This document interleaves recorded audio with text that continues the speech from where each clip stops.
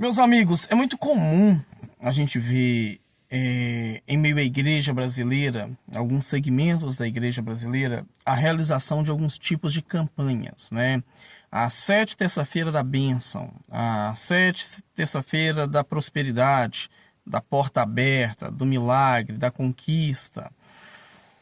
Tem alguns problemas com esse tipo de conduta. O primeiro deles nós chamamos de dificuldade bíblica, porque nós não encontramos exemplo desse tipo de procedimento tanto no culto do Antigo como do Novo Testamento. Nós não encontramos a realização de campanhas para o milagre acontecer, a sete sexta-feira da bênção financeira.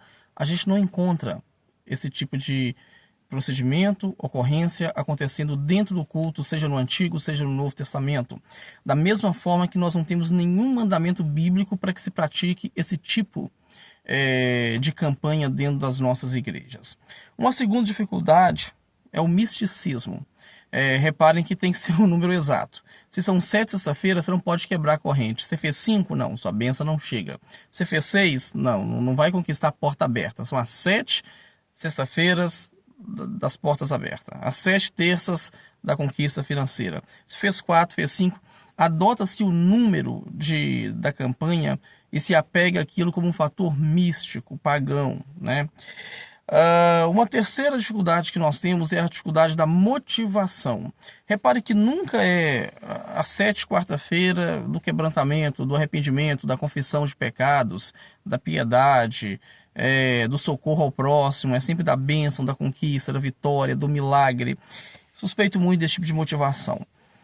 E isso quando não é atrelado a você levar para casa algum objeto ungido, supostamente ungido, e claro que vem junto atrelado aquela oferta financeira para levar aquele objeto. Você vai levar rosa, você vai levar água ungida, você vai levar o cimento ungido, a vassoura, seja qual for. E claro, atrelado a isso, você vai fazer um depósito financeiro, um investimento financeiro.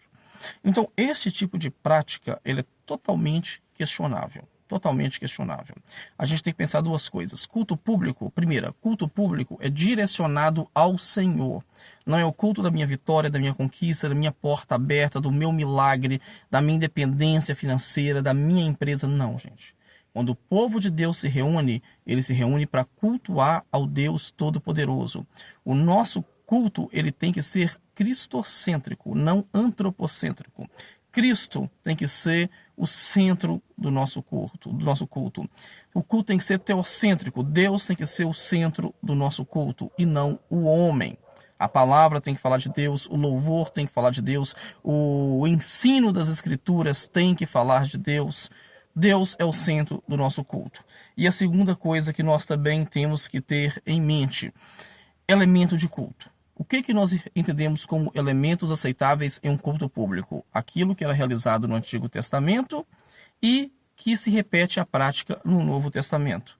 Diante disso, o que nós temos? Em leitura da palavra, ensino da palavra, oração, louvor, batismo e a Santa Ceia. São os elementos que nós encontramos como elementos de culto público, né? E eu só posso adotar algo a mais diante disso se for circunstanciais que vão potencializar algum desses elementos. De modo que o circunstancial pode ter ou não, mas o elemento ele tem que estar lá. Instrumento musical é elemento de culto público? Não, mas potencializa um deles? Potencializa o louvor. É bem melhor a gente louvar com um instrumento, né, com acompanhamento dos instrumentos musicais ali. Mas de modo que o instrumento pode ter ou não, porque ele não é elemento de culto público, mas o louvor tem que estar lá, porque ele é um elemento de culto público. E eu não posso inventar formas de cultuar a Deus. Certo? Um abraço para todos vocês.